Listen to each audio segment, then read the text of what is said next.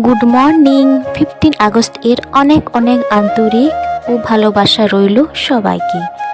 আজকের দিনে আমাদের ভারতবর্ষ স্বাধীনতা লাভ করেছিল। সো হ্যালো এভরিওয়ান, এই ব্লগটা হচ্ছে গতকালের। তো গতকাল ছিল স্বাধীনতা দিবস, তার সাথে ছিল আমাদের ছোট্ট সোনা বুবনের জন্মদিন। তাই আজকে সকালে প্রথমে স্নান করে নিয়েছি আর ভাত বসিয়েছি। পরে বুবুন এর বাবা গিয়েছিল বাজারে, ওখান থেকে বাজার করে নিয়ে এসেছে। তো আজকে কিছু স্পেশাল হবে।